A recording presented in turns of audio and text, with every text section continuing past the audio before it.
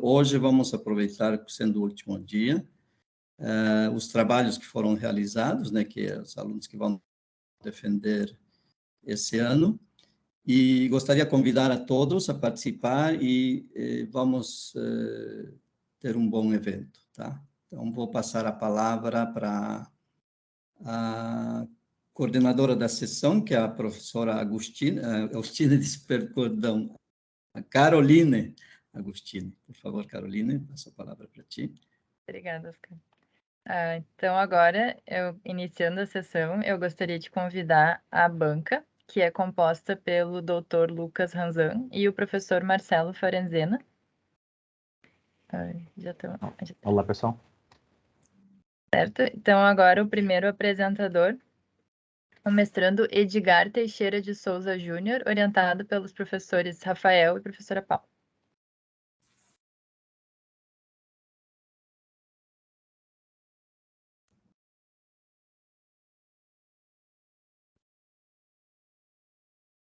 Então, Edgar, tu pode compartilhar a tua tela. Aí, quando tu iniciar, eu zero aqui o cronômetro.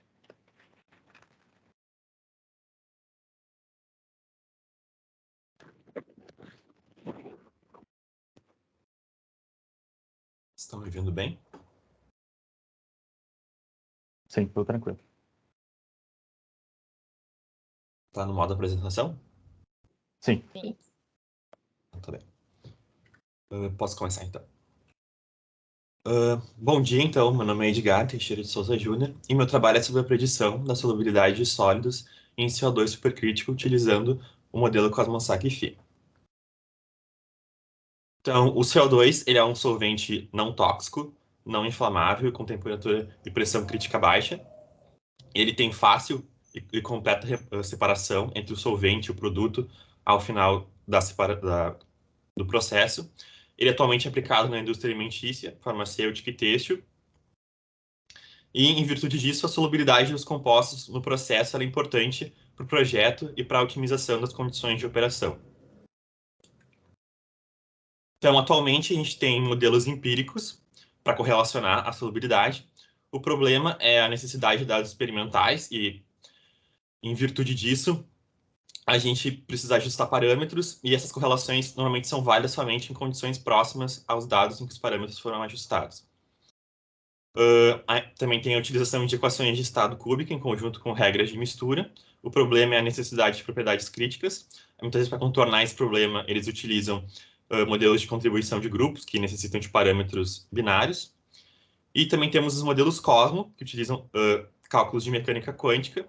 O problema é o fato de eles, na maioria das vezes, terem modelos de excesso e, portanto, calcularem coeficientes de atividade e ainda considerarem os efeitos de pressão. Aí, para contornar isso, teve o modelo Cosmovac, onde introduziram o conceito de vacâncias. Entretanto, o volume do supercrítico e o volume do líquido ainda são calculados por uma equação de estado. E outra possibilidade seria o Peng-Hobson mais Cosmossack, onde os autores calcularam os modelos do Peng-Hobson utilizando a teoria Cosmo. Porém, a precisão desse modelo ainda é muito baixa se comparada às equações de estado cúbico em conjunto com regras de mistura. Então, Soares e colaboradores, em 2019, desenvolveram o Cosmossack-Phi, que é uma equação de estado. Ela vai computar coeficientes de fugacidade e assim considerar os efeitos de pressão.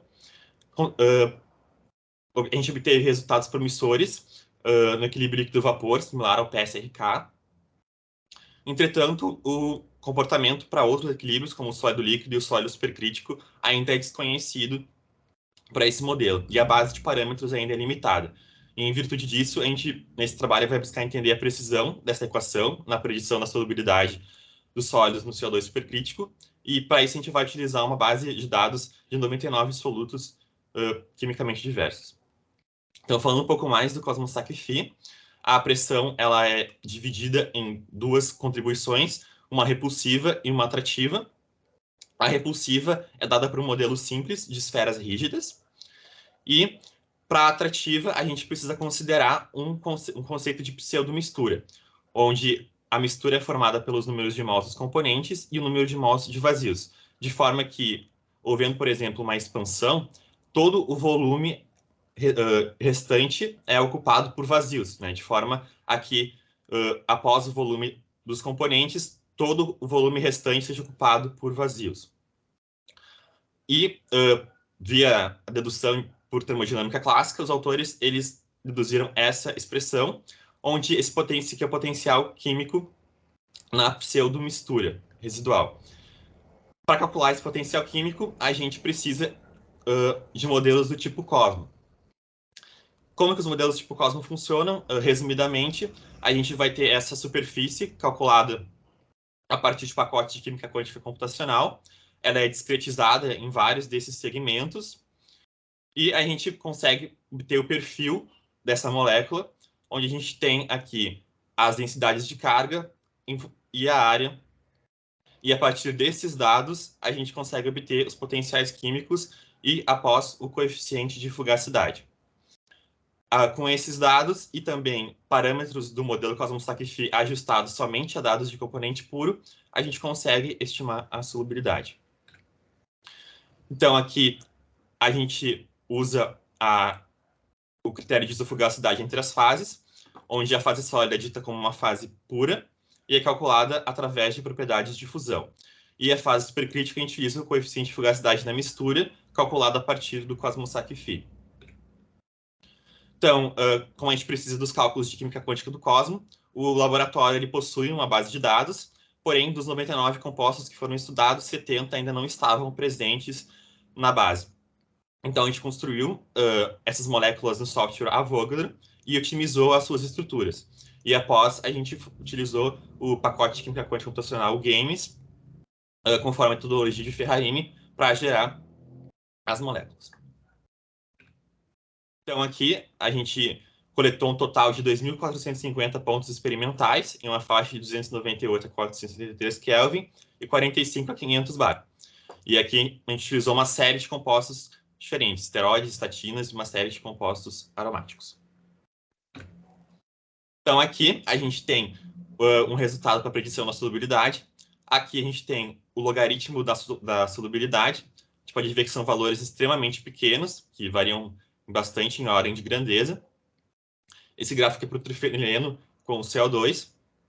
A gente pode ver que antes de chegar no ponto crítico, que é em 73 bar, a solubilidade ela é bem menor e vai aumentando até chegar numa quase constante aqui.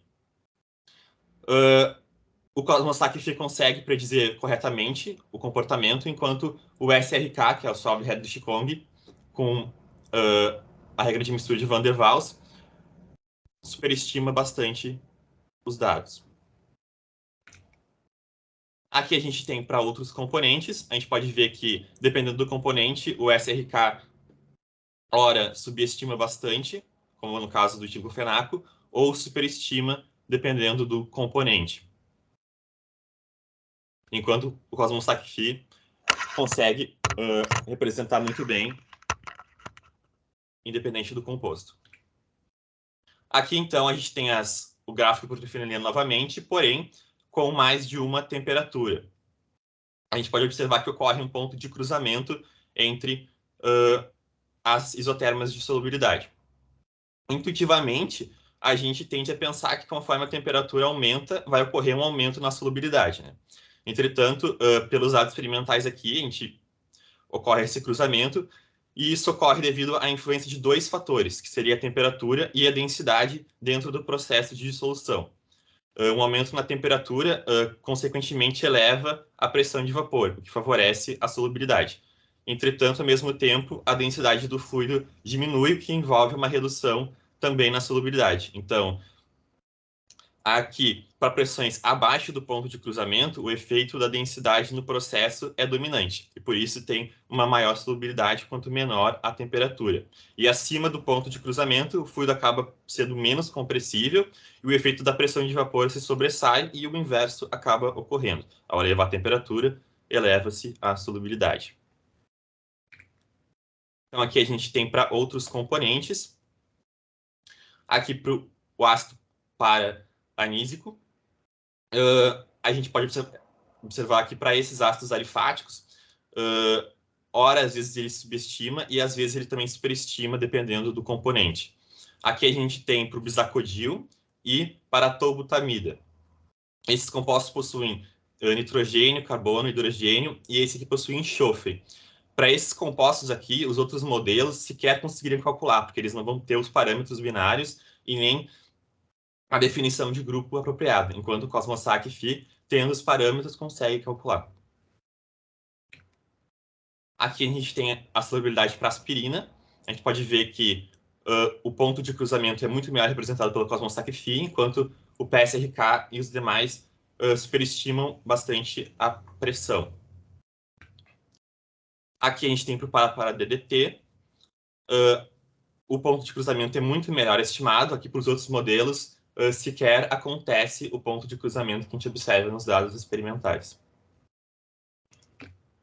Aqui a gente tem um resumo dos dados obtidos. Aqui é a média geral. O Cosmossack Phi conseguiu ter um resultado muito superior, em média, aos demais modelos, inclusive com o PSRK, que tem parâmetros binários de interação, que precisa de muito mais dados experimentais. Então, como conclusões, a gente, com os dados dos componentes puros, a gente conseguiu ajustar os parâmetros do Cosmossack Phi e conseguir obter um desvio 47% menor que o Peng-Robson mais Cosmossack e 27% melhor que o PSRK, em média, se considerar o Cosmossack Phi 2021. A gente conseguiu prever o cruzamento das isotermas de solubilidade, diferente dos demais modelos. Conseguiu adicionar 70 moléculas para a base de dados do LVPP. A gente adicionou 99 novos componentes aos parâmetros do Cosmossack Phi. E, embora a precisão ainda não seja autossuficiente para um projeto, ela é útil como uma primeira estimativa, principalmente quando não se tem dados experimentais de solubilidade disponíveis. E o modelo consegue ainda obter resultados mais próximos do que modelos que já estão amplamente difundidos nos simuladores, que seria o PSRK, por exemplo. E os próximos passos seria a revisão do trabalho e a revisão do artigo que já está construído para realizar a submissão. E a previsão de defesa é final de junho de 2022, início de julho. Isso é isso. Muito obrigado pela atenção. Obrigada, Edgar. Então, eu passo agora a palavra para a banca. Quer começar, Palejana? Pode ir lá. Pode começar, Lucas. Tá, então, Edgar, obrigado pelo convite para essa tua banca. Parabéns pelo teu trabalho, para ti e para os teus orientadores, porque teu trabalho está muito bem escrito. Teu trabalho já, claro que o resumo é uma parte pequena que a gente vai ler, mas teu resumo já está escrito de um molde bem científico, então parabéns, está muito bem escrito. Teu trabalho está bem avançado, né? Está para defender já, então eu tenho algumas considerações para te fazer umas perguntas. A parte que eu não entendi no teu trabalho, mas agora tu explicou, é que tu fala que os compostos, dados da literatura de 99 compostos, dos 2.450 pontos experimentais. Aí eu fiquei na dúvida se isso vinha de um artigo ou de um trabalho que tinha compilado esses dados. Na real, tu fez esses dados. Então, isso também é interessante tu botar que esses dados foram tu que construiu, né? Pelo que eu entendi. Eu coletei da literatura. Tu coletou, não foi tu que construiu, isso. Então. Foi vários artigos diferentes que eu fui procurando e coletando os dados. Isso também é um baita resultado. Na real, se fizesse um artigo de revisão também sobre isso, também é um resultado, né? Essa compilação de um monte de dados aí. Uma pergunta que ficou... Tu fala que o modelo de CSP ali, ele usa os dados de volume de saturação, né? Mas que do Mol Instinct tu pega volumes de predição de volume líquido de a pressão atmosférica. Qual que é a diferença desses dados e como é que tu consegue usar um intercambiado com o outro no modelo? Então, assim, originalmente, o Cosmossack Phi utilizava volume de saturação e pressão de saturação experimentais, né? Uhum. Só que para esses sólidos aqui, raramente a gente tinha isso na literatura, esses dados. Então, a gente foi para essa base de dados Mol Instincts, que ela possui dados preditos. Então, eles têm uma série de tecnologias patenteadas e aí eles predizem esses dados. Aí a gente coletou dados de volume, só que de volume é a pressão atmosférica, e dados de pressão de saturação, e ajustou esses dados preditos aos parâmetros, né? Tá, mas é intercambiável, então. Tu usar volume de saturação ou volume líquido da pressão atmosférica, tu pode intercambiar uma coisa com a outra dentro do modelo. Ele aceita os dois tipos de dados. Opa, trancou aqui para mim? o teu modelo, né? Tu fala que o CSP dependia de volume de saturação, mas tu usou o volume líquido da pressão atmosférica. Isso aí são intercambiáveis, então. Tu pode usar as duas coisas que o modelo ainda funciona. Sim, sim. Até no software já estava construído, a gente podia alterar entre Tá. Isso era uma coisa volume interessante tu líquido. colocar, né? Porque tu fala que tu precisa de VSAT, mas tu usa o volume líquido. Eu pensei, cara, é interessante tu colocar que tu pode intercambiar, né? E a minha última pergunta para fazer, porque tá com uns tempo aí, duas coisas para te falar. Primeiro, tu fala o resultado tem uma faixa de erro. Então, entre 1% e 4%, um 9% e o outro entre 4 e 1.900. Cara, a faixa é importante, mas também é importante a média, né? Porque se tu tem tipo, no teu modelo vai de 4 a 1.400, mas um deles erra 1.400, todos eles erram na média 9, e o teu modelo vai de 0 a 9, mas na média eles erram 9, eles ainda ficam parecidos, né? Então é interessante botar também uma média de erros, não só a faixa, né? Mas uma média.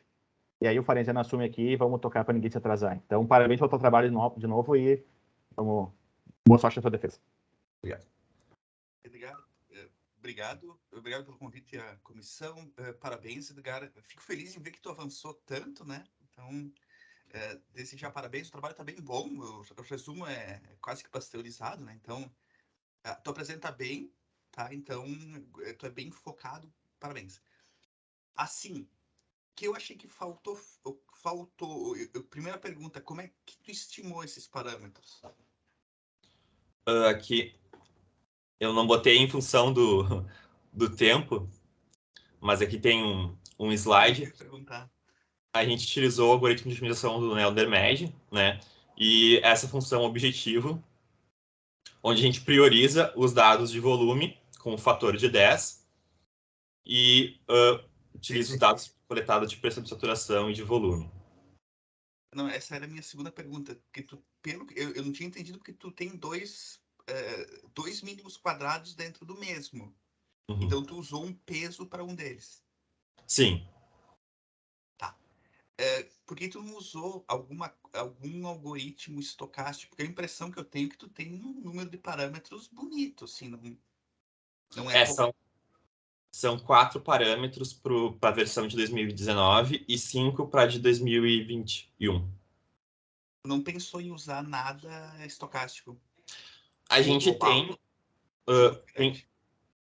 tem implementado um genético ali.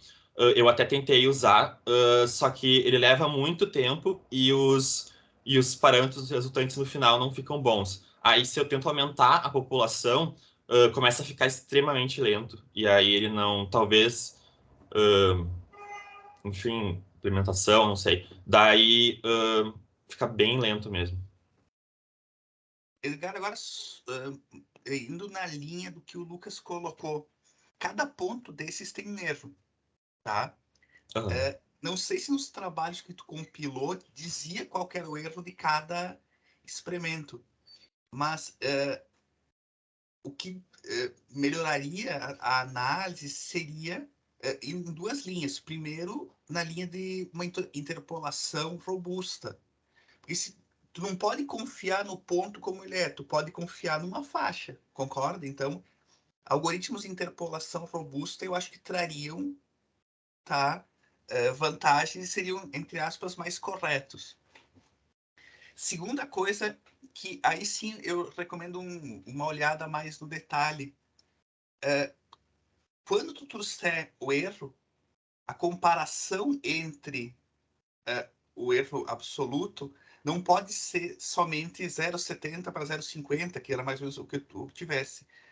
Tem que ser feito com um teste estatístico, tá? Então eu recomendo dar para isso também encaminhado, então dá uma debruçada, dá uma olhada de como comparar isso, mas estatisticamente, não só olhando o número, tá bem? Não sei se fui claro. Sim, eu tentei olhar essa questão dos desvios, mas na maioria das vezes não tinha mesmo nos dados experimentais. Às vezes daí tinha algum autor que dava, né, para cada ponto experimental, mas isso varia bastante. Muito obrigado, parabéns novamente, boa sorte agora na reta final. Obrigado. Carol, fiquei no tempo, ó.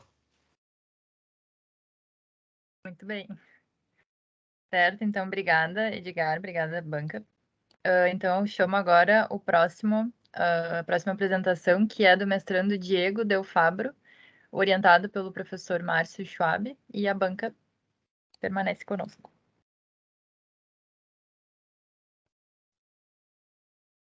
Vou colocar um pouco mais para trás. Estão conseguindo me ver, me ouvir? Sim. Sim, tudo certo. Tá.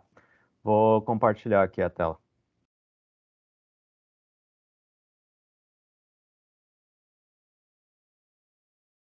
Estão vendo tudo? Sim. Bem certinho. Tá, vou começar então. Vou falar para vocês o projeto que eu estou fazendo como dissertação de mestrado, que é modelagem e estimação de parâmetros de isotérmica de adsorção com carvão ativado em solução com múltiplos solutos. Bom, o processo de adsorção, o pessoal aqui já conhece bem, ele é principalmente usado na parte do tratamento de efluentes industriais e também em partes e catalisadores.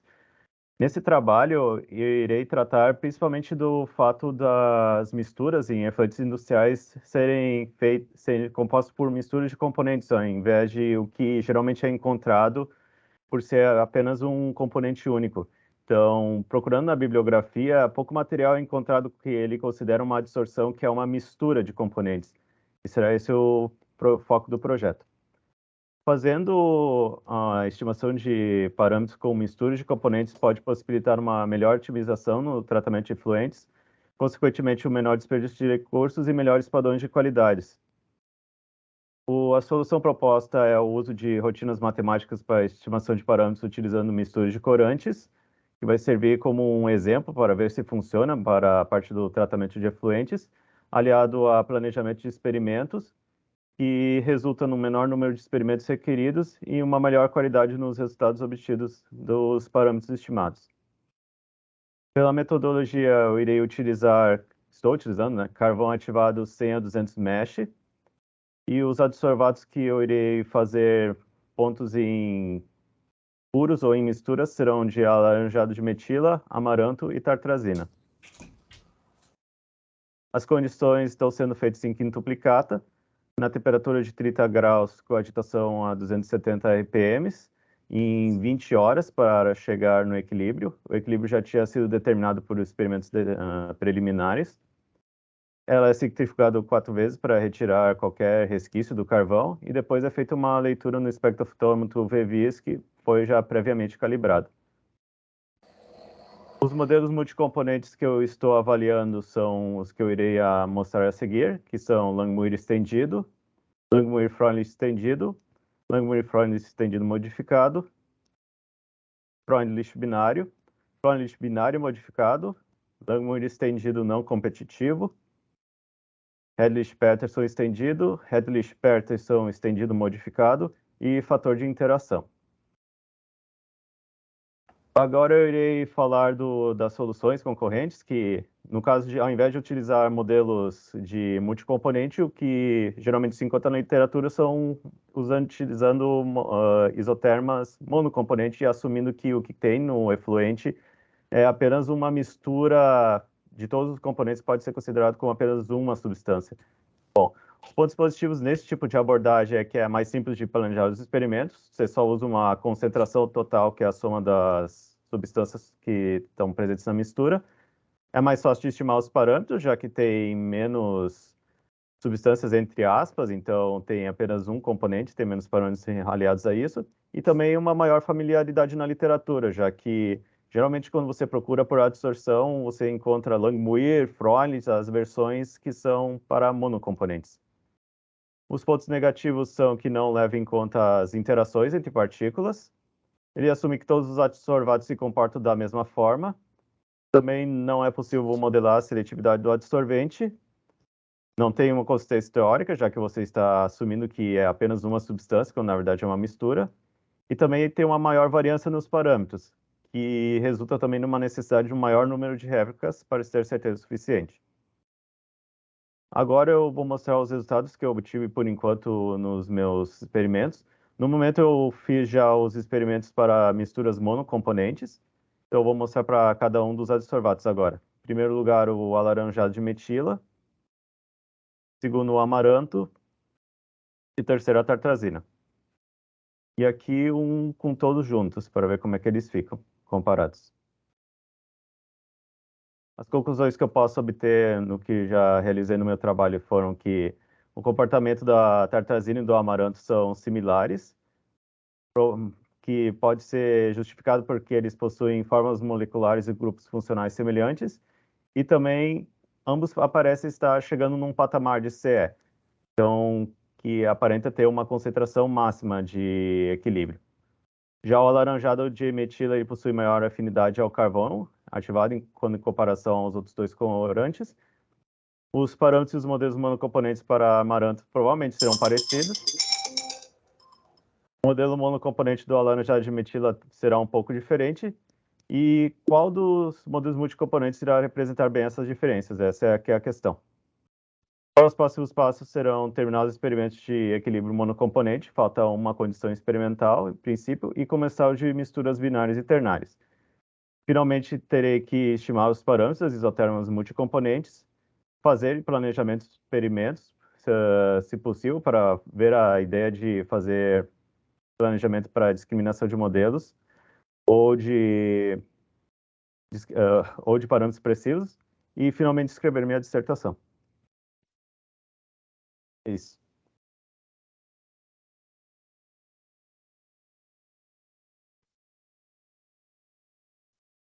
Obrigada, Diego. Então, agora passa a palavra para a banca.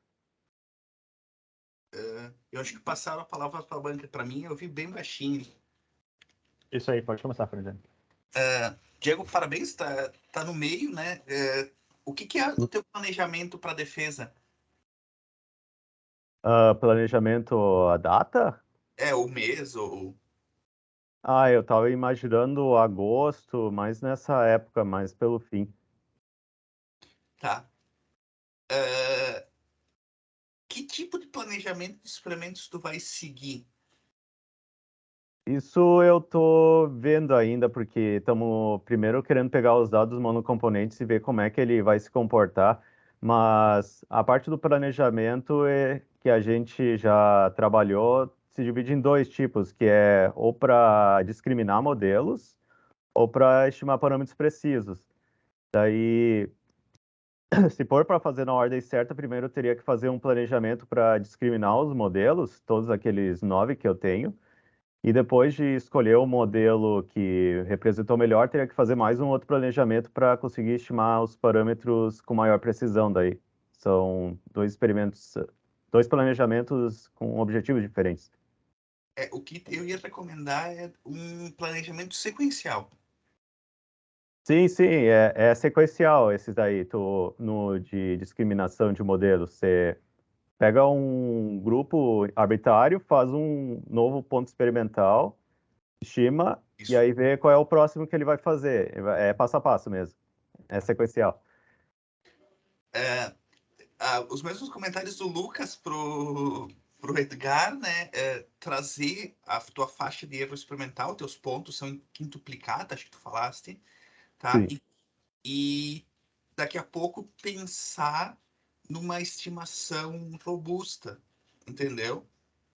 Além disso, bom, o Márcio já deve ter te dito isso, né? A parte de incerteza de parâmetros, tudo nessa linha, certo? Trazer uma análise estatística melhor dessa estimação, tá? Mas, novamente eu não agradeci de início, então agradeço novamente a coordenação pelo convite, parabenizo, tá bem encaminhado, tá? Foco para defender, então, até agosto, Diego.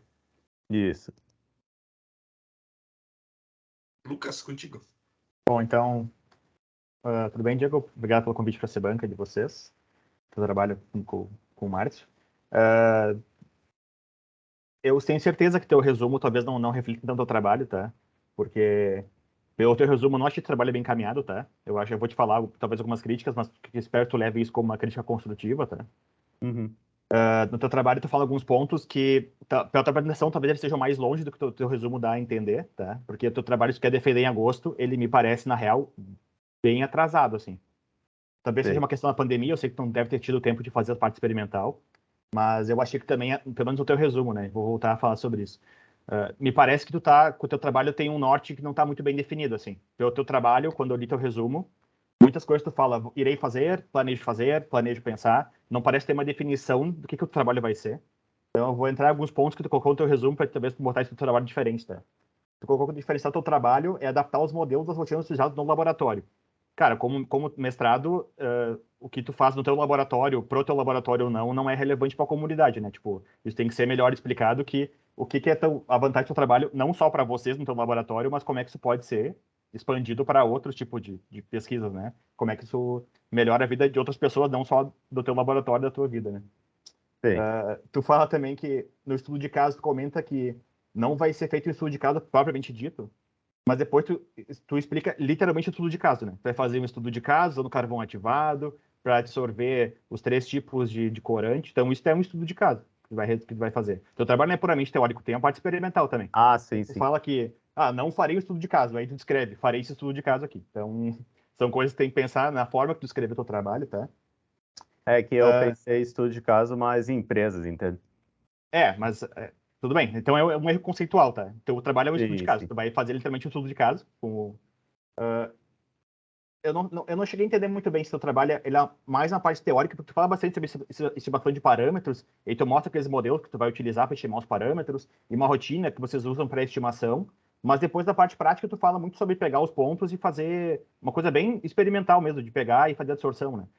Eu não entendi muito bem a correlação entre a coleta de dados e como é que essa rotina de estimação, porque qual que é a rotina de estimação que vocês fazem? Essa é uma parte também que seria importante a gente dar uma olhada, né? Tipo, tu mostrou ali os modelos que vocês vão utilizar, mas a ligação, qual que é essa rotina, então, que vocês estão utilizando de estimação de parâmetros? É uma coisa importante também de mostrar, né? Qual que é a ligação entre essa dados que tu vai coletar nos experimentos e como é que isso se liga nessa rotina, então, de estimação de parâmetros. Sim. Porque tu falou como rotina como se fosse mais de uma coisa, né? Tipo, tu vai usar mais de um dos modelos, né? Então, é interessante na tua parte de materiais e métodos explicar exatamente qual que é essa rotina, como é que esses dados entram. E, por fim, tu fala no teu trabalho, na conclusão, que a parte da coleta de dados está quase terminada. Mas, na real, tu só fez até agora a parte monocomponente, que seria a parte que as pessoas já fizeram antes, né?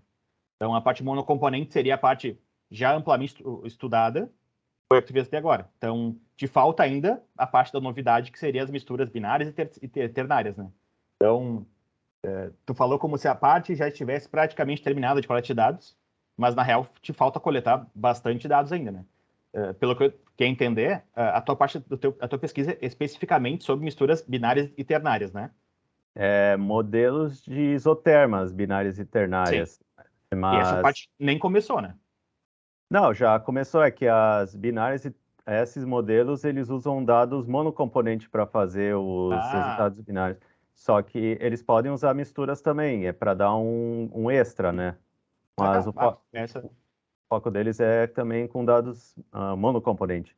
Tá. Essa é uma informação, então, que eu perdi, então. Então, fica um pouco mais para frente o trabalho já. Eu achei que tu tinha primeiro fazer misturas binárias e ternárias, para depois entrar com elas no modelo. Então, tu vai partir das monocomponentes para fazer os modelos binários e ternários, então. Sim, podem usar também. Essas são as minhas... assim, o teu resumo parece que o trabalho está bem menos caminhado do que a gente conversou contigo aqui agora. Então, talvez uma forma de... Se tu escrever melhor tem feito no teu trabalho. Isso vale para ti no futuro, tá? Quando fez tua dissertação, que pelo visto tu vai ainda escrever ela, então rever um pouco o português também e tentar ser um pouco mais claro no que já foi feito e deixar menos para imaginação, assim. Então, essas seriam minhas considerações para ti. Boa sorte no trabalho, espero que tu consiga defender até agosto. Vai ter que dar um gás bem forte, tá? Porque pelo que parece tem bastante coisa para te fazer, então boa sorte. E concordo com o Farnese, né? Certamente o Chove vai te falar toda essa parte de a estimação de parâmetros, a confiabilidade, a parte estatística, ele vai mais que ninguém saber te explicar e te ajudar bastante nessa parte aí. Parabéns pelo teu trabalho e boa sorte daqui para frente para conseguir defender ele até agosto, então. Tá, obrigado.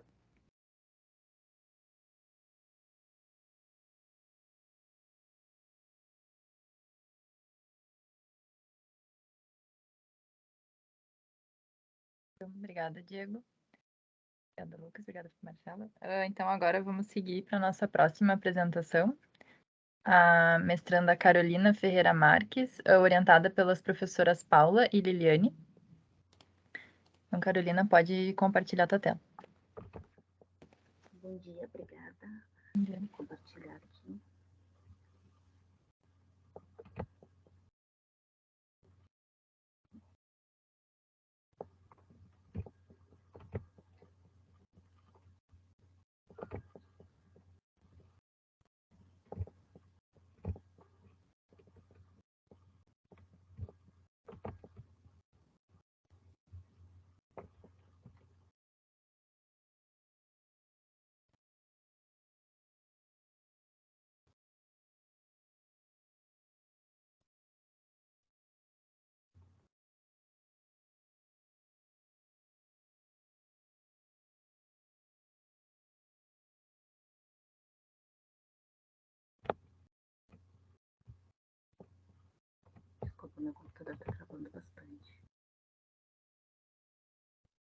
Tranquilo, a gente está no tempo.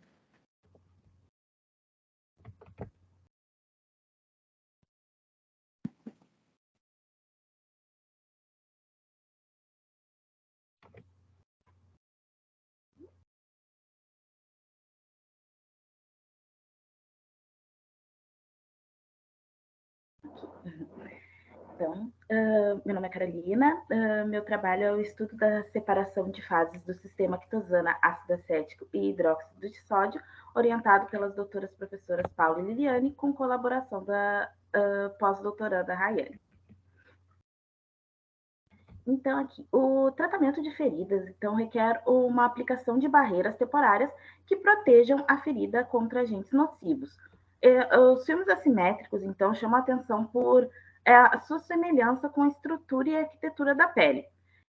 Então, esses filmes podem ser formados, como mostra essa figura, por uma fina camada com poros menores, que evitam a entrada de agentes nocivos, assim como bactérias, e também controlam a saída e troca gasosa. E a parte inferior, com poros maiores, poderia, então, ser capaz de absorver os exudados. A quitosana é conhecida como o principal derivado parcialmente desacetilado da quitina, que pode ser obtido a partir de casca de crustáceos. Então, a quitina e a quitosana, a quitina aqui na primeira figura A e a quitosana na figura B, são grandes polissacarídeos que contêm cadeias de monossacarídeos de glicose modificadas. Então, aqui a gente vê a cadeia do anel sacarídeo e aqui as modificações caracterizadas pela N-acetilglucosamina e D-glucosamina. Então, a única diferença da quitosana para quitina seria que a quitosana tem os maiores grupos de D-glucosamina em sua maioria e a quitina tem em sua maioria N-acetil-D-glucosamina. Essa diferença é chamada de grau de desacetilação. Quanto maior o grau de desacetilação, maior será a solubilidade e ação antimicrobiana desse composto. A quitosana já é um material bem conhecido para a formação de membranas e filmes, mas há uma carência de dados termodinâmicos na literatura sobre a separação de fases desse composto.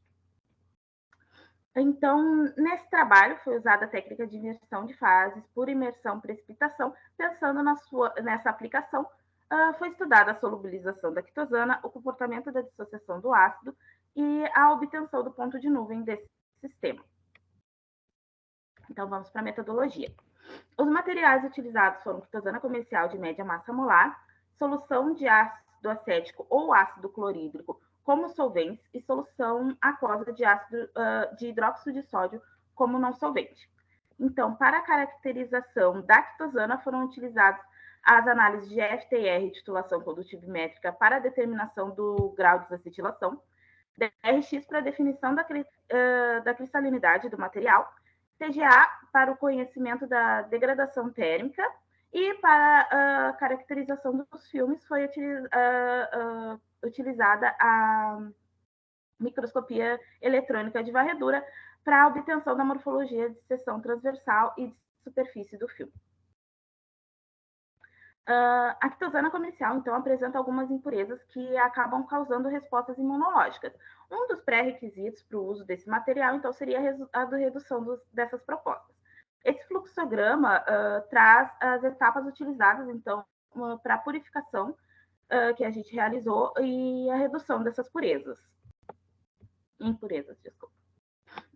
Para o ponto de nuvem, composições diferentes, homogêneas e transparentes da quitosana em solução de ácido acético a 2% em volume foram preparadas em agitação e temperatura constantes durante 24 horas. Em seguida, alíquotas foram aquecidas na célula termostática, que aparece na figura, e iniciou-se a titulação da solução com hidróxido de sódio em 2% em massa.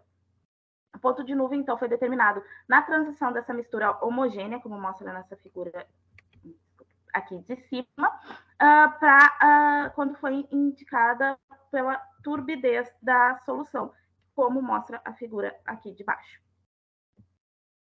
Esse fluxograma mostra as etapas utilizadas para a produção dos filmes.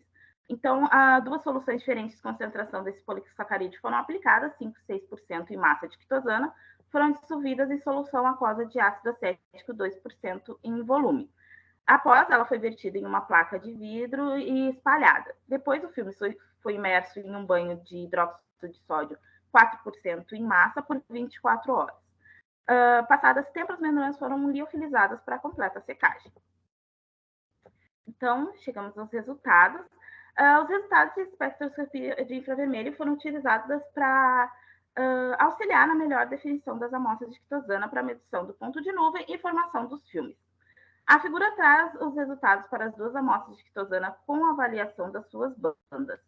Aqui, em torno de 1647, nós temos a presença de grupos N-acetil, então, residuais, aqui representada pela ligação C-O, da amida 1. E também aqui em 1309, temos a representação também desses grupos, representada pelo alongamento da amida 3. Então, observando-se esses espectros, é possível notar que ambas apresentam as bandas características de uma amostra de quitosana. Porém, a amostra purificada apresenta os seus picos mais definidos. Para a amostra de quitosana comercial, foi observado um pico aqui em torno de 1735, que é provavelmente devido à molécula de lactona, que é um éster cíclico, uma das impurezas presentes na quitina antes da purificação das cascas do crustáceo. Então, foram realizadas, como citado antes, duas metodologias para a definição do grau de desacetilação da quitosana, e com as duas obtivemos um grau semelhante, corroborando o resultado do grau de desacetilação média da quitosana. É possível notar pelos resultados que a purificação apresentou um menor número de grupos acetil, sendo assim mais solúvel, já que o aumento do grau de desacetilação está diretamente ligado à solubilidade da quitosana. O que também é corroborado pela diminuição da cristalinidade do polímero, que também diminui com a diminuição dos grupos acetil. Aqui nós temos os resultados de ponto de degradação da quitosana, que, segundo a literatura, fica entre 270 e 300 graus Celsius. Então, ela é caracterizada pela decomposição das cadeias poliméricas, das ligações glicosídicas. As duas amostras, então, se enquadram nessa faixa característica da quitosana. Nessa figura, podemos ver o diagrama ternário do sistema construído através do ponto de nuvem. Foram produzidas 7 soluções de diferentes concentrações de quitosana entre 0,25% e 5% em massa de quitosana. As concentrações do polímero anionizado foram baixas em função da alta viscosidade da quitosana, acima de 2% em massa na solução, que dificulta a visualização da troca de fase dessa solução. Então, variando a temperatura e examinando a estrutura das soluções, conseguimos discriminar essa separação líquido-líquido. O aumento da concentração do polímero, então, diminui a necessidade da adição do não solvente e em ambas as temperaturas. Então, assim, podemos ver que aumentando a temperatura também melhora a solubilização da quitosana. Nesse sentido, né, com a análise do diagrama, é possível confirmar o sistema de formação de filme, e os resultados experimentais aqui relatados mostram a separação de fase líquido-líquido é possível para esse sistema. Na figura a seguir, temos os resultados de micrografia dos filmes. Aqui, na figura A, temos a seção de superfície da quitosana a 5% em massa. Podemos ver uma estrutura mais porosa, com poros aparentemente menores que 1,5 micrômetros, sendo assim capaz de reter algumas bactérias e outros micro-organismos. E na seção superficial da quitosana a 6%, pelo menos na magnitude analisada, não é possível ver poros. Para as duas figuras C e D, que C sendo a seção transversal a 5% de massa e D sendo a 6% de massa, podemos notar que os filmes apresentam uma estrutura assimétrica, composta por uma fina camada de topo e a estrutura lamelar que se prolonga ao longo de toda a seção. Então, chegamos às conclusões. Foi possível concluir que a aplicação foi efetiva e melhorou a solubilidade da quitosana, a cristalinidade da quitosana diminui com o processo de purificação e o grau de desacetilação aumentou, foi possível construir o diagrama de fases quitosana, ácido acético e hidróxido de sódio, e a partir do diagrama de fases foi possível preparar filmes assimétricos de quitosana com estrutura lamelar, confirmada pela análise de MEV. Os próximos passos incluem obtenção de filmes em outras concentrações do polímero e a caracterização dos filmes. A previsão de defesa está para julho desse ano. Obrigada.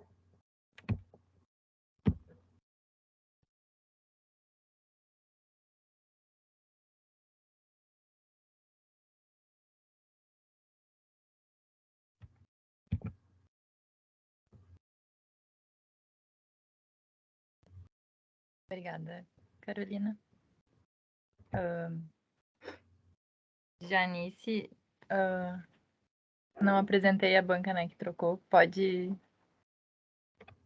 Eu vou passar, então, a palavra agora para a banca do Janice. Bom dia, então. Parabéns, Caroline, pelo teu trabalho, aos orientadores. Obrigada à comissão do simpósio pelo convite e da participação. Eu gostaria de parabenizar pelo teu trabalho, tá de mestrado e tem bastante resultado, tá muito bom. O tema é um tema bem interessante, né, que é essa parte de medicamentos e tal, e eu achei que assim, a tua apresentação foi muito melhor do que a tua parte escrita, então eu consegui entender muito mais coisas do que eu tinha algumas dúvidas. Eu só vou te fazer umas perguntas por curiosidade. Sobre a temperatura, tu escolheu essas temperaturas de 30 e 50 para testar a solubilidade por algum motivo especial? Poderia aumentar ou diminuir essa temperatura? Na verdade, tem nesses resultados de TGA, que eu, pelo tempo eu não trouxe complexo, antes da degradação da quitosana tem uma perda de massa entre 60 e 80 graus Celsius. Então, a gente tentou ficar abaixo dessa temperatura para que não houvesse nenhuma degradação anterior ou perda de massa. Essa perda de massa é caracterizada pela perda de água ligada à quitosana. Então, a gente tentou ficar abaixo dessa temperatura. E esses filmes, tu diz ali que eles são assimétricos. Então, é feito numa etapa só. Como que tu tem essas duas fases, esses dois tamanhos de poro, assim, no mesmo filme? Na hora de espalhar ali, o que fica do lado do vidro fica menos poroso, alguma coisa assim?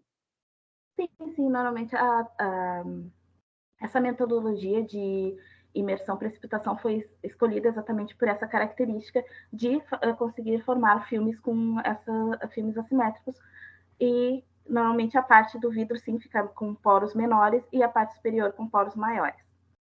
Uhum. E a parte de medicamentos seria no teu grupo de pesquisa que vai testar, ou porque se vai ter afinidade desse filme com o medicamento, que a tua intenção é, ou não tem essa parte? Eu acho que eu não entendi a pergunta. Mas eu acho que está falando da parte antimicrobiana da quitosana, do filme? Tá. Não, a quitosana seria... Desculpa, não entendi.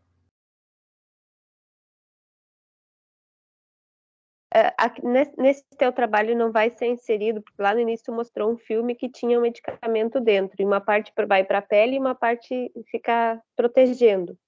Vai ter algum medicamento ali ou não? Não. Na verdade, o que eu queria mostrar com aquela figura era a troca gasosa e de estudados que aquele filme poderia trazer. Mas a parte antimicrobiana, que seria importante, vamos dizer assim, como um medicamento, já vem da quitosana, com o uso da quitosana. Então, eu me passei nessa parte. Então, era isso, Caroline, muito obrigada pelos teus esclarecimentos, parabéns pelo seu trabalho e sucesso na sua defesa. Obrigada. Obrigada, Janice. Então, eu chamo agora o outro membro da banca, o professor Nilo. Bom dia a todos. Eu só vou ficar devendo a imagem, porque no computador em que eu estou aqui eu não tenho câmera. Bom dia, Carolina. Tudo bom? Bom dia, prof. Eu acho, assim, o teu trabalho eu acho que está bem encaminhado, que é o primeiro ponto que a gente tem que olhar ali, né? Digamos, os dois aspectos principais, assim, que são a metodologia para determinar a separação de fases ali, para produzir a membrana mesmo, né? Já estão definidas, né? Então, eu acho que o prazo que tu coloca ali é bem razoável, né? Então, eu só tenho algumas curiosidades, eu acho que um comentário só a fazer ali, mas sobre o trabalho. Só deixa eu pegar a marcação. Tá, a primeira coisa, só se podia me explicar, que eu não consegui enxergar bem ali quando tu diz que no gráfico tu vê... Aí, com relação ao gráfico ainda, com relação aos dados, esses dados são de repetições, é a média ou é uma medida só? Sim, foi feito em triplicado os dados do diagrama ternário, isso? Isso. Sim, Então, essa informação é importante tu colocar, né? Porque eu não vi isso em lugar nenhum ali. O desvio padrão também, isso é sempre bom. Até no gráfico mesmo, botar o desvio padrão, se dá para ver, é bom. Mas o que eu queria que tu me explicasse, que eu não consegui enxergar bem, é aquela questão que tu diz ali da temperatura, que tu viu que é de 50, solubilizava melhor em 50 pela diminuição da região... da região bifásica. Não, eu li mal, desculpa. Tá, agora sim.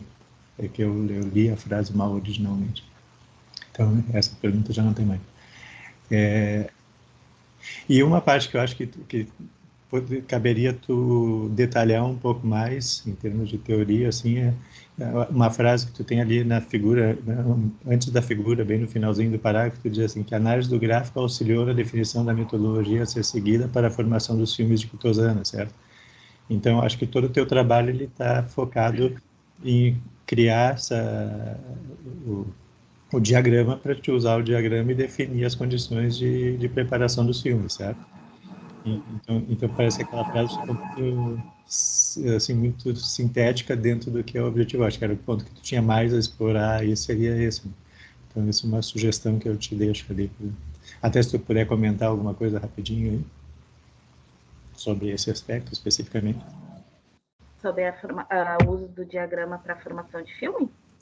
Isso, como é que tu usasse a informação do diagrama para definir as condições de formação do filme?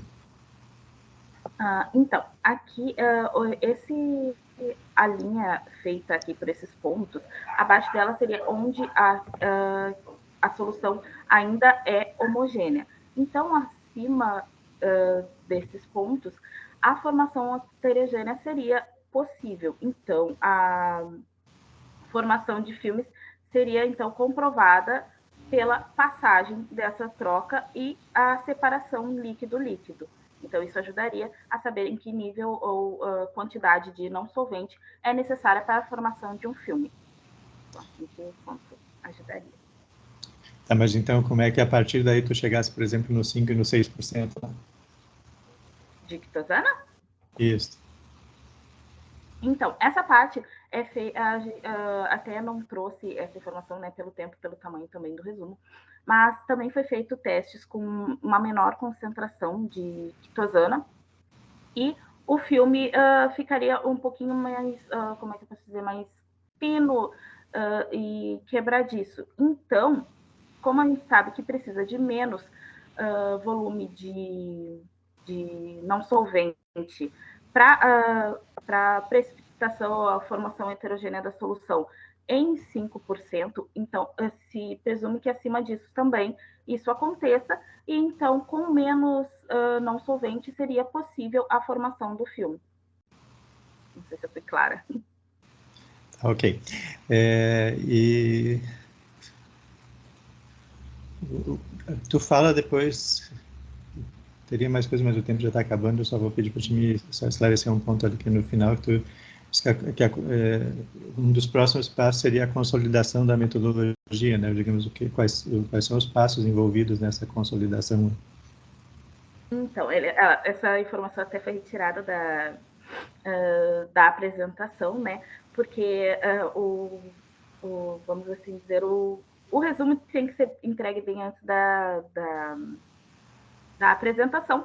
Então, naquele momento onde eu estava escrevendo, realmente precisava dessa consolidação, porque eu ainda não tinha os resultados de MEV dessas membranas. Então, eu precisava desse resultado para ter certeza que as membranas assimétricas, os filmes assimétricos que era o meu foco, realmente estavam sendo formados. Com a análise de Mary já em mãos, eu posso dizer que sim, foi possível a formação dos filmes, então essa parte da consolidação não é mais necessária. Ok, então, Carolina. Muito obrigado, parabéns a ti pelo trabalho e a tuas orientadoras. Obrigada.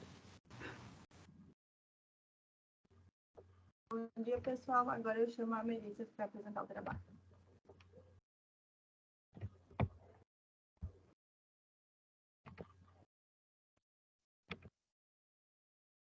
Conseguem ver minha tela? Abri. Sim. Pode começar. Tá, muito obrigada. Bom dia a todos.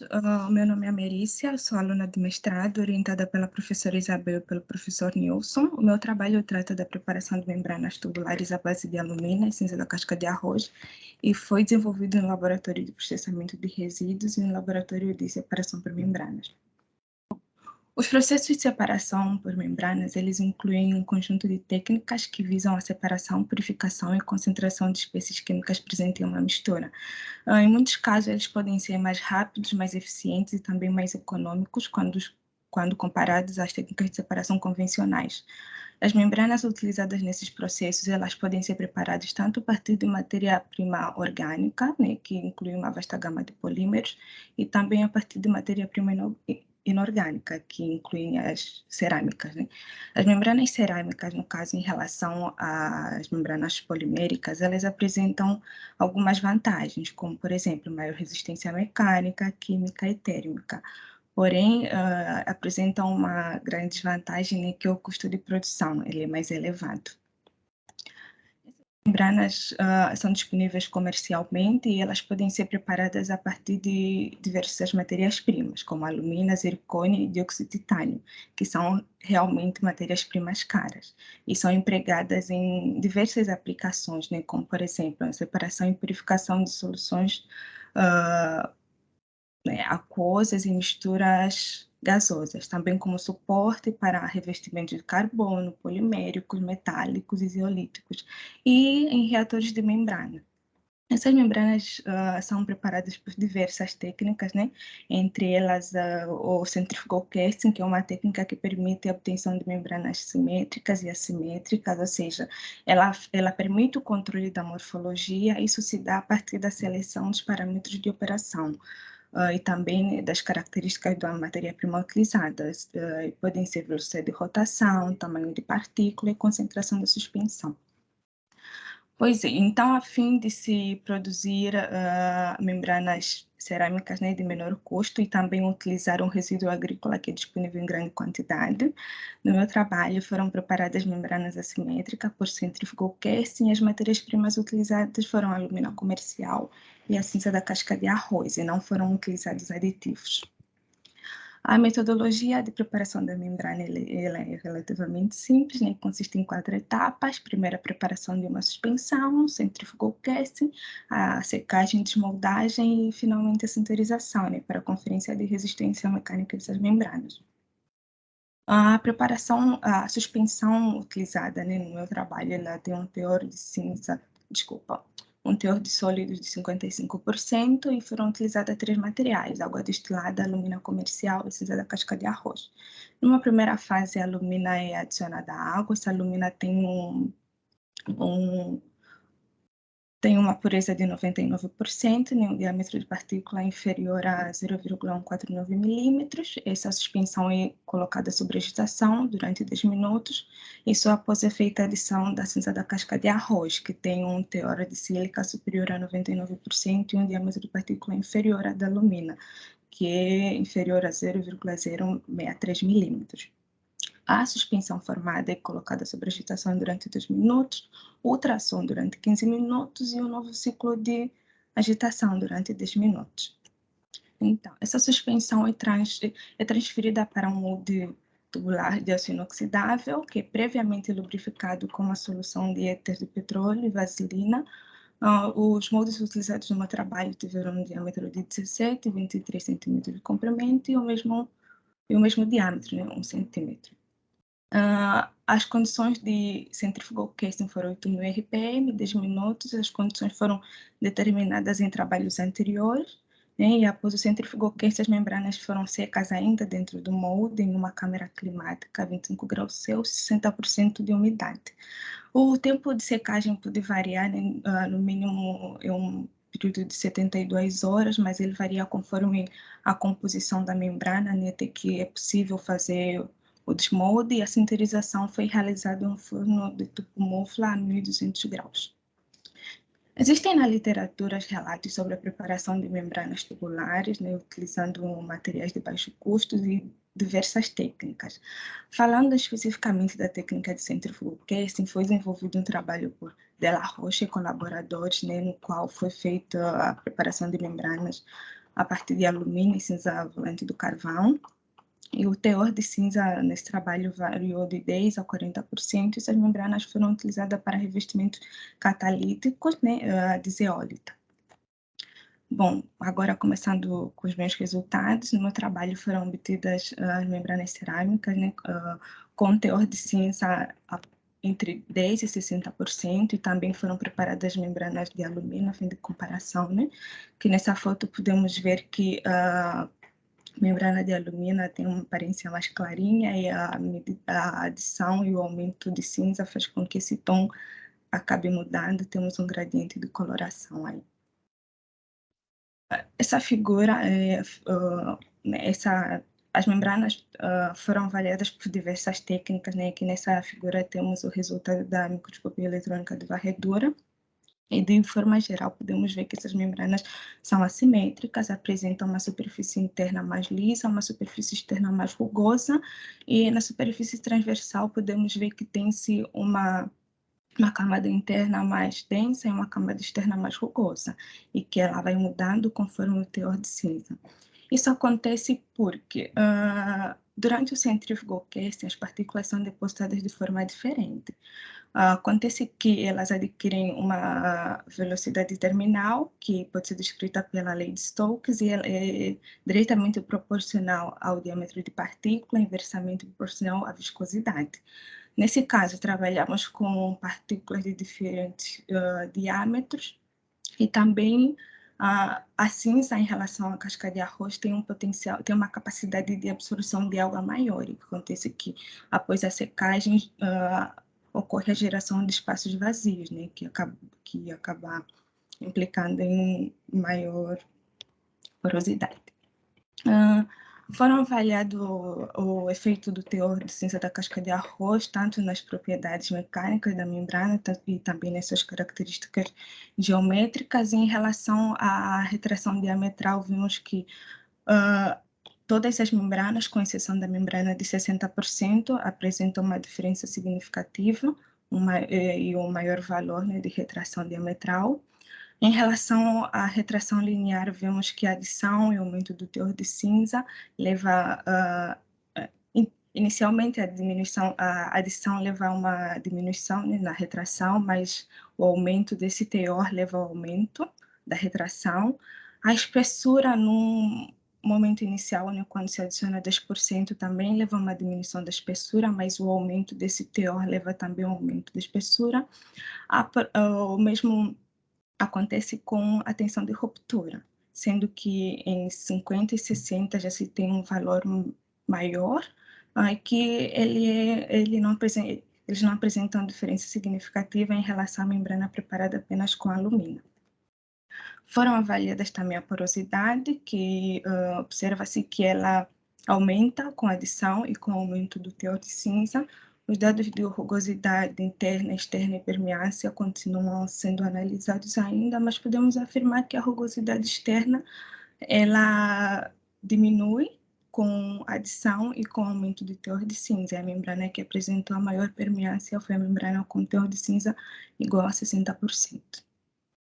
Então, desse trabalho pode-se concluir que as membranas cerâmicas tubulares à base de alumínio e cinza da casca de arroz foram preparadas e caracterizadas de maneira eficiente, que foi possível preparar membranas com teor de cinza de até 60% e sem o uso de nenhum aditivo, né?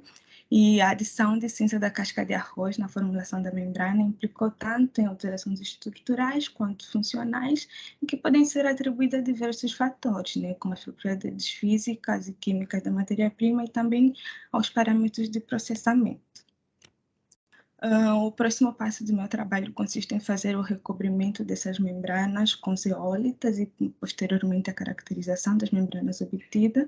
A previsão de defesa é agosto de 2022. Muito obrigada. Obrigada, Melissa. Passo a palavra para a banca.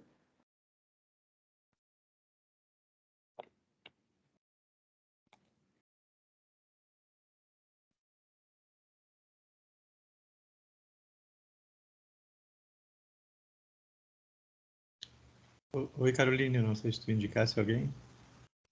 Não, pode, vocês que sabem. Ok, então começo eu. Oi, Melissa, tudo bom? Oi, professor, está tudo certo. Também, o trabalho também está bem adiantado, né, que é o importante. A primeira coisa que a gente analisa, né? Então, acho que a tua previsão ali é consistente, a tua previsão de defesa. Tá? Eu também fiquei com alguns comentários e sugestões aqui, dúvidas e sugestões para perguntar, então vamos lá. Certo? A primeira dúvida é assim, tu viu algo de diferente naquela amostra de 60, porque todos os dados de caracterização ali, elas parecem similares às demais, né? Mas aí dá uma permeância muito maior. Ela tinha alguma falha mecânica, alguma coisa assim, que deu para identificar? A princípio, eu não consegui identificar, professor, nenhuma fissura, nenhuma falha. O que eu percebi é que ela é uma membrana mais porosa. Eu acho que isso... Mas a diferença, é isso que eu achei estranho, porque a diferença de porosidade não é tão grande, não pareceria justificar, assim, essa diferença na permeância. Pois é. Tá. E a outra coisa, por que tu expressa ali na tabela os teus resultados em permeância e não em permeabilidade, se tu tem a espessura? Porque geralmente a gente faz essa permeância hidráulica, professor, eu não pensei nisso, na verdade. Porque em termos de comparação, assim, seria mais consistente, acho que a permeabilidade. Tá, e a última coisa é só uma maneira de escrever, que aí eu te sugiro mudar, até pensando em artigo, publicação depois, né?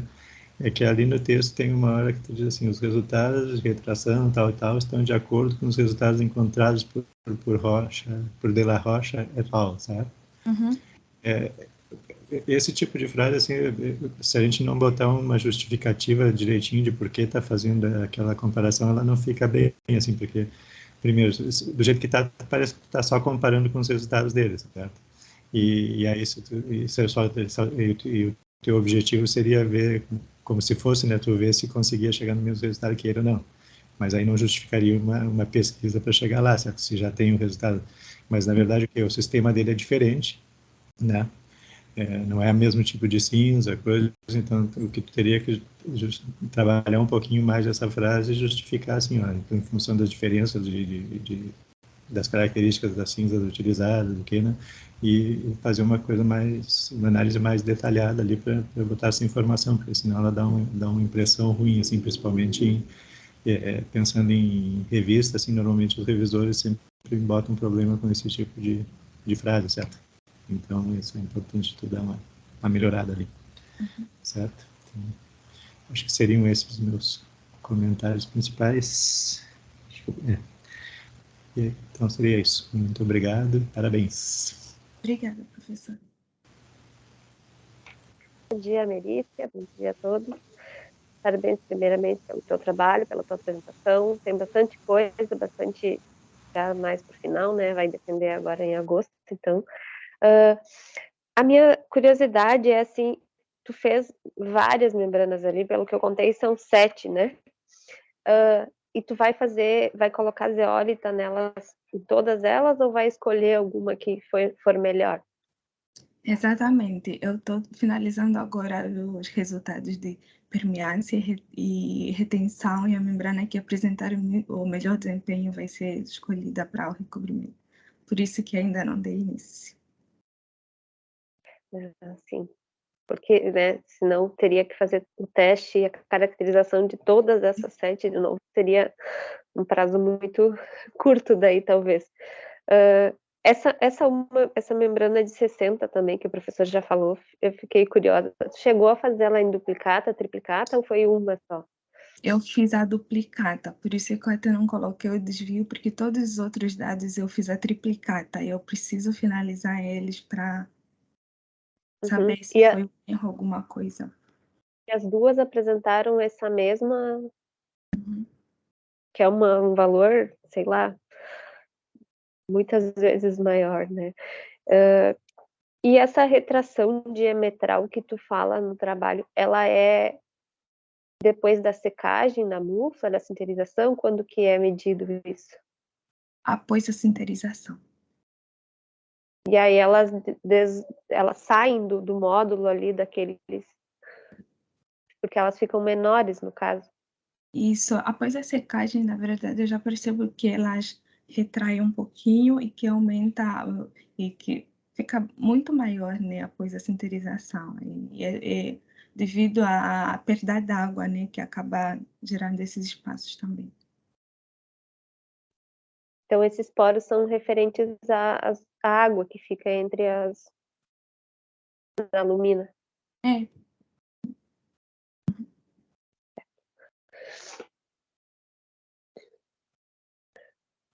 Então, da minha parte era isso. Eu conheço um pouco do teu trabalho ali do laboratório, né? Então, queria te parabenizar mais uma vez e muito obrigada.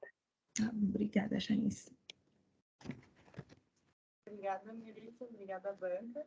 Agora passamos a palavra para a Isabelle, para apresentar. Pode compartilhar.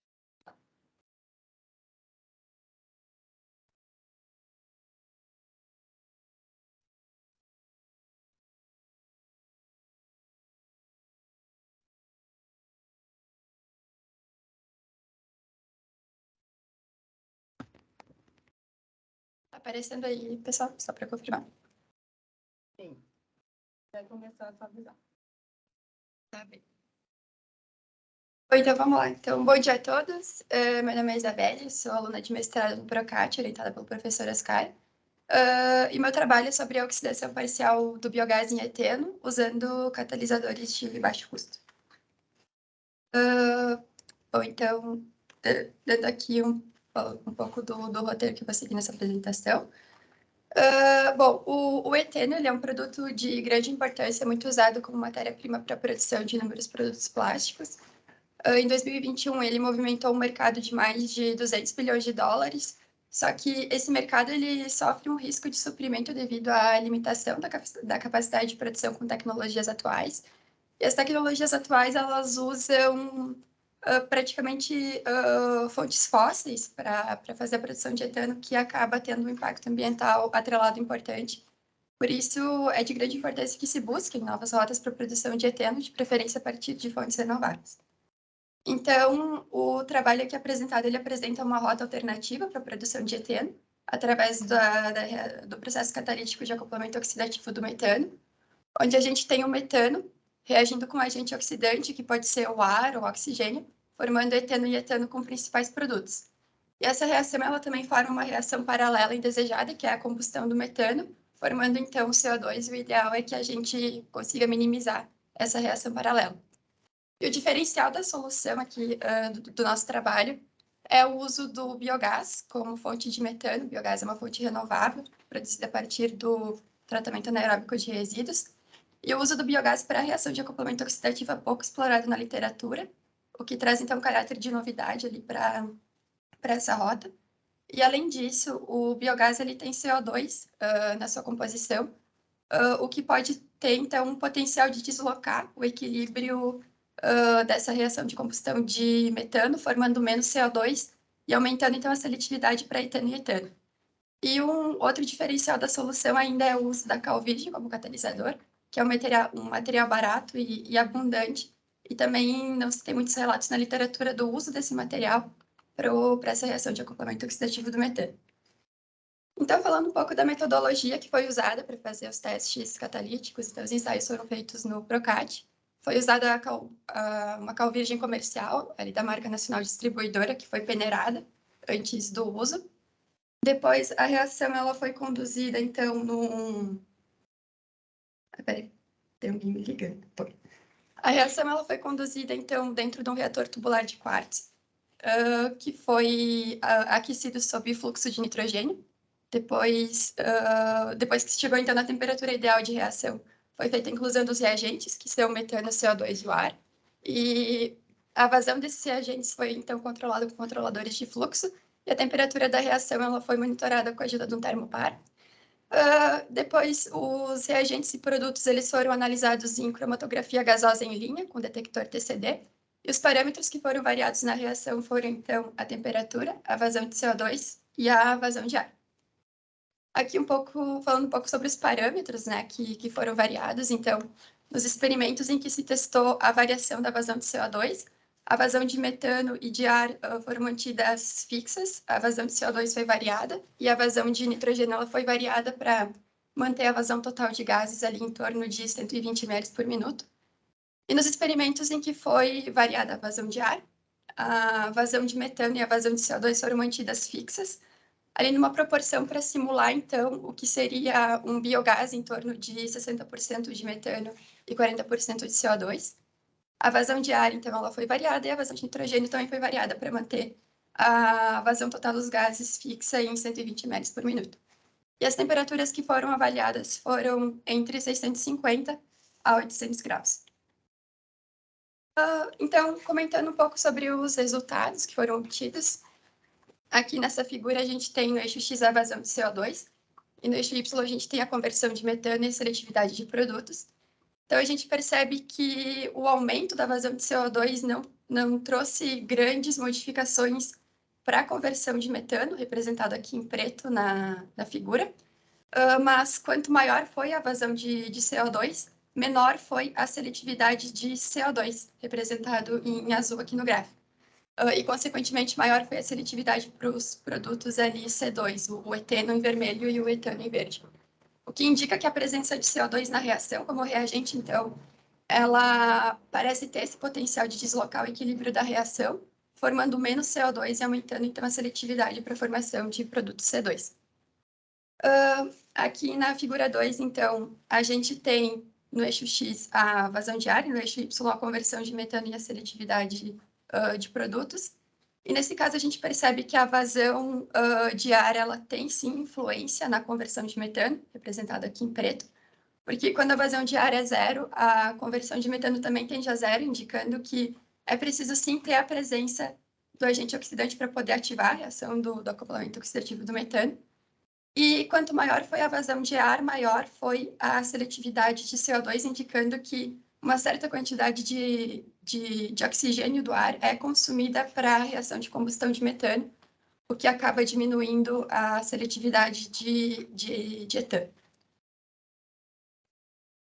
Falando um pouco sobre os efeitos da temperatura na reação, então, aqui na figura 3, no eixo X, a gente tem a temperatura, no eixo Y, a gente tem a conversão de metano, e aqui na figura 4, também no eixo X, a gente tem a temperatura, e no eixo Y, a seletividade de eteno. E a gente percebe que em ambos os casos a temperatura ela tem uma influência bem importante para poder ativar a reação, porque quanto maior a temperatura, maior foi a conversão de metano e também maior foi a seletividade de eteno. Então, comparando ali os resultados com o que a gente encontra na literatura, com as abordagens que a gente encontra na literatura para a reação do acoplamento oxidativo do metano. Então, a gente tem esses catalisadores à base de tungstato de sódio, suportados por manganese sílica de composição, então é uma composição mais complexa que vem apresentando bons resultados para a reação de acoplamento oxidativo. Depois a gente também tem outros materiais à base de óxidos metálicos, que também são utilizados para essa reação, com destaque ali para um trabalho que foi realizado no PROCAT, onde foi feito a avaliação da casca de ovo como uma fonte de óxido de cálcio para poder servir como catalisador para essa reação. Depois, em alguns casos, em vez de utilizar o oxigênio como agente oxidante, o pessoal vem utilizando o próprio CO2 como agente oxidante para poder ativar a reação de acoplamento oxidativo do metano. Bom, e trazendo os resultados desse trabalho, em comparação com o que vem se encontrando na literatura, a gente percebe que os resultados foram, então, compatíveis com o que vem sendo apresentado, e a gente conseguiu melhorar ali os resultados, principalmente de seletividade de eteno, quando comparados a outros trabalhos que foram realizados no próprio PROCAT, como esse trabalho ali com a casca de ovo. Bom, então, como conclusões, a gente pode ver que o catalisador, o uso, né, de um catalisador à base de cal virgem, ele se mostrou viável para a reação de acoplamento oxidativo do metano, o que é interessante porque esse catalisador ele tem uma composição mais simples em relação a outros catalisadores que vêm sendo utilizados para essa mesma reação. O uso do biogás ele também se mostrou viável como uma fonte de metano para a reação de acoplamento oxidativo do metano. E, além disso, o CO2 presente no biogás ele atua de forma benéfica para a reação, porque ele ajuda a diminuir a formação de CO2 na reação como produto, então ele inibe um pouco ali a reação de combustão de metano. E só que a gente ainda precisa fazer a inclusão do oxigênio como agente oxidante da reação. O CO2 sozinho ele não consegue ter esse papel de agente oxidante da reação, assim como é testado em outros trabalhos. Então, falando um pouco agora sobre os próximos passos, a parte experimental, então, do meu trabalho de mestrado, ela já está finalizada. A ideia agora é fazer a redação de um short communication sobre o trabalho que está sendo apresentado aqui no Simpós. Depois, eu vou fazer a escrita do artigo sobre uma outra parte da dissertação, onde a gente avaliou diferentes catalisadores à base de óxido de cálcio e magnésio para a reação de acoplamento oxidativo do metano. Depois, a ideia é fazer a redação da dissertação unindo esses dois temas, e a previsão da defesa ela está para o segundo semestre de 2022. Então é isso, muito obrigada. Muito obrigada, Isabelle. E agora eu passo a palavra para a banca, a Janice e a Marta. Bom dia, então, Isabelle, parabéns pelo teu trabalho. É um assunto bem interessante, uma aplicação bem prática, né, do metano. Gostei muito do teu trabalho. Curiosidades, eu queria saber, assim, tu fez tudo em triplicata, porque são várias reações que tu teve que fazer, né? Então, tu fez triplicata? Isso. As reações elas foram feitas uma vez só que cada ponto foram feitas 5 injeções em cromatografia gasosa para cada ponto da reação. Então, mais ou menos isso. E esse oxigênio que tu usa na reação, ele é do ar ou ar sintético, ou oxigênio comprimido? Da onde que vem esse oxigênio? É ar sintético. A gente usa um cilindro de gás com ar sintético. Uhum. Bom, tu já disse que já terminou a parte experimental. Eu queria saber assim, se tem alguma ideia de aplicação, de fazer com o metano das próprias, não o sintético, o que vem do biogás mesmo. A princípio, agora para o meu trabalho, a gente não vai fazer essa parte, mas acho que seria legal até como continuação do trabalho, né? Mas, a princípio, para o meu trabalho não está sendo previsto. Produzir o biogás e depois, né, testar ele. Sim, tipo, é um trabalho inovador, poderia ser feita uma patente, né? Então, se for fazer uma patente, teria que fazer essa aplicação prática, né? Sim. De minha parte era isso. Muito obrigada, Isabelle. Obrigada.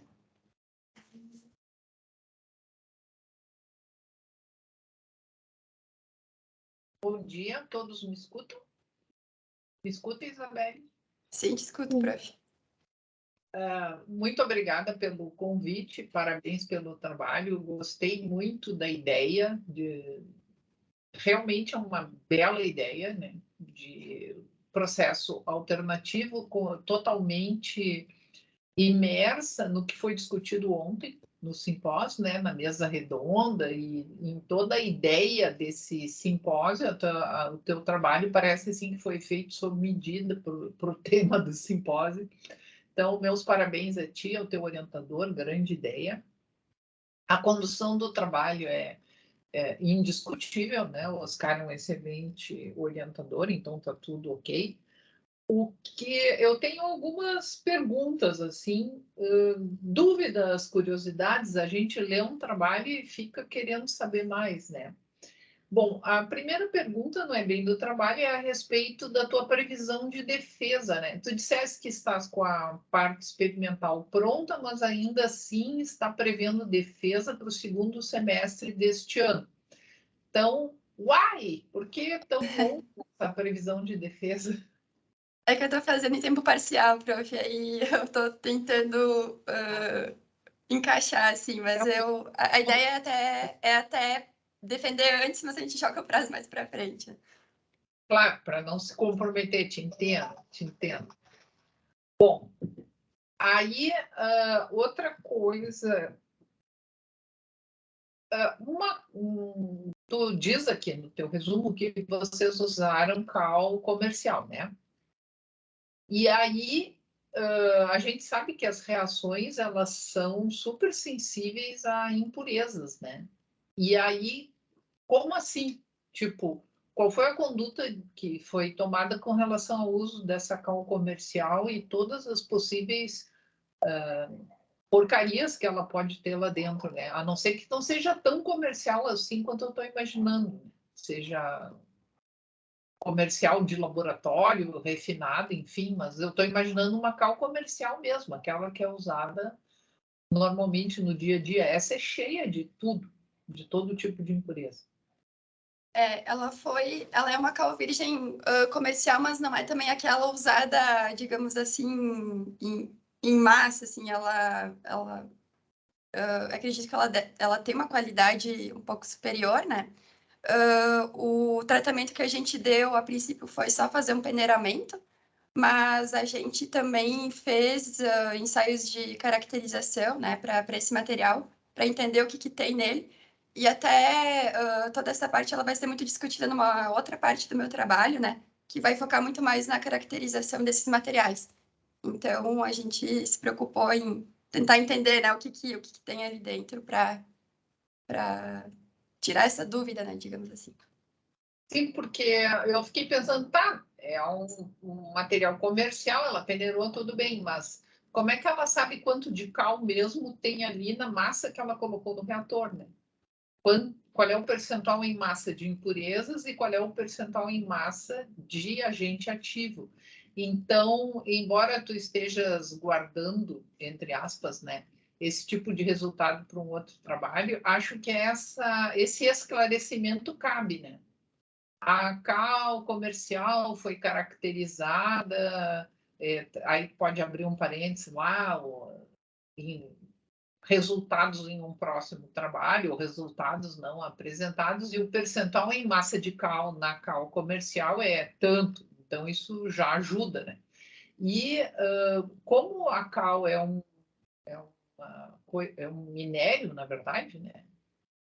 Então, pode ter nessa cal outros minerais, outros sólidos que atuam como ativadores, como retardadores, sei lá, né? Então, esse tipo de caracterização, com certeza, é fundamental não com relação à ideia do teu trabalho, tu me entende? Achei a ideia maravilhosa, isso pode ser usado, mas como artigo para ser publicado, ele vai ter esse viés, o pessoal vai reclamar, mas como? O que tem aí dentro? Tá? Não, com certeza. E basicamente a mesma preocupação eu tenho com relação ao biogás, porque biogás, mesmo, né, aquele obtido lá na fazenda, tem de tudo um pouco e mais um pouco. E aí esse estudo dos outros componentes do biogás na reação tá caindo de maduro, realmente, mesmo eu acho que é tão complexo que caberia não ir direto para um biogás verdadeiro, mas ir construindo esse biogás aos poucos, né? Primeiro coloca um tanto de água que vai ter lá dentro, depois coloca um tanto de gás sulfídrico, quer dizer, vai contaminando isso lentamente, porque se usar tudo uma vez só, não vai dar para concluir nada, né? Sim. Mas o que tu pensa nesse teu processo como futuro, com base no que foi discutido ontem no simpósio, né?